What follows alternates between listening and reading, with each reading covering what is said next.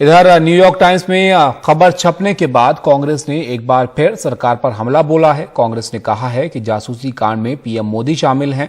New York times में जो छपा है वही कांग्रेस कहती रही है। राहुल गांधी के खिलाफ इस स्पाईवेयर का इस्तेमाल, कई जज भी इसमें शामिल हैं और भारतीय सेना के अधिकारियों को भी टारगेट किया गया। आईटी मंत्री ने मीडिया रिपोर्ट्स को खारिज किया और संसद में भी बोला कि एनएसओ से कोई लेना देना नहीं है। तो एक बार फिर से जो कांग्रेस है उसने सरकार पर निशाना साधा है इसको लेकर। साथियों, अब अंतर्राष्ट्रीय समाचार पत्र ने वो साबित कर दिया जो कांग्रेस हमेशा कहती थी। मोदी सरकार ने गैर कानूनी और असंवैधानिक तरीके से अपने ही नागरिकों के खिलाफ जासूसी स्पाईवेयर पिगेसस इजराइल से खरीदकर इस्तेमाल किया और उसके लिए सीधे प्रधानमंत्री नरेंद्र मोदी जिम्मेवार हैं।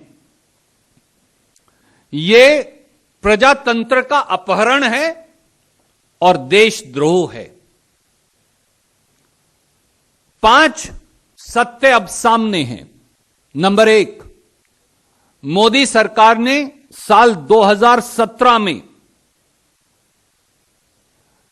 जब प्रधानमंत्री नरेंद्र मोदी इजराइल गए थे तो इजराइल से जो मिलिट्री इक्विपमेंट खरीदा उसके सेंटर पीस में पिगेसस जासूसी सॉफ्टवेयर था और 2 बिलियन अमेरिकी डॉलर से इसकी खरीद की गई। शायद यह भी संयोग नहीं प्रयोग है या प्रयोग नहीं संयोग है कि राष्ट्रीय सुरक्षा सलाहकार काउंसिल, जो राष्ट्रीय सुरक्षा सलाहकार को रिपोर्ट करती है, उसका बजट भी यकायक 33 करोड़ से बढ़कर साल 2017 में 333 करोड़ हो गया। दूसरा सत्य, पिगेसस सॉफ्टवेयर करता क्या है? यह गैर कानूनी तरीके से सेल फोन के मालिक की जानकारी या इजाजत के बगैर आपके सेल फोन को, देश के नागरिकों, यह हैक करता है, व्हाट्सएप को भी और सेल फोन को भी। आपके माइक्रोफोन और कैमरा दोनों को कैप्चर कर लेता है और फोन ऑन हो या बंद हो, उसके चारों तरफ जो बात हो रही है उसकी फोटो और उसकी वार्तालाप ये गुप्त तरीके से सेलफोन के मालिक की जानकारी के बगैर मोदी जी की एजेंसियों को भेजता है। आपके सेलफोन में जो जानकारी है, आपके परिवार की फोटो हैं, आपके पासवर्ड हैं, आपके एसएमएस हैं, आपके व्हाट्सएप मैसेज हैं, आपके कैलेंडर है, आपने जो जानकारी भी फोन पर रखी है उसे चोरी करके मोदी सरकार को भेजता है।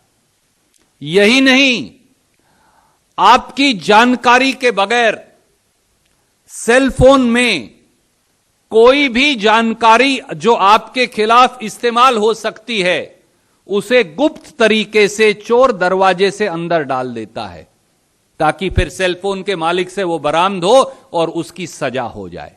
ये करता है ये पिगेसस स्पाईवेयर। और इसका इस्तेमाल किसके खिलाफ किया गया? राहुल गांधी जी और उनके स्टाफ के 5 लोगों के खिलाफ इसका इस्तेमाल किया गया।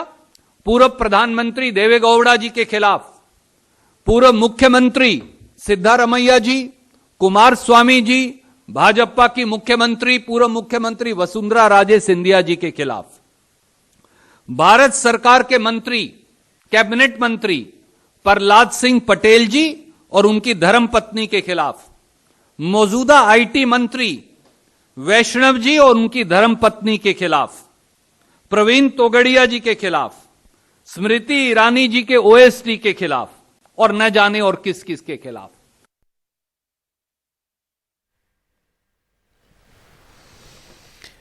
तो तो आपने सुना रणदीप सिंह सुरजेवाला जो कि सीधे सीधे आरोप लगा रहे थे कि किस तरीके से इस पेगासस सॉफ्टवेयर के जरिए जो है जासूसी की गई, न सिर्फ नेताओं की और भी अलग अलग जगहों से जुड़े हुए लोगों की, जिसमें पत्रकार भी शामिल रहे।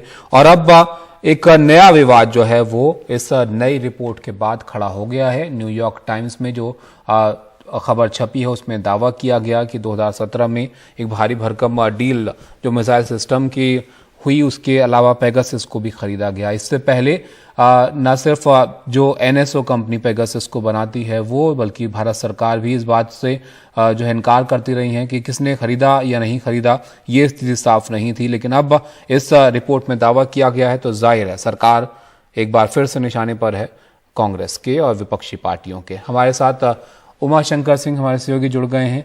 उमा, बताइए, इस रिपोर्ट के बाद अब जाहिर है पेगासस का मुद्दा एक बार फिर से गर्म है, लेकिन इन आरोपों में इस बार कितना दम है?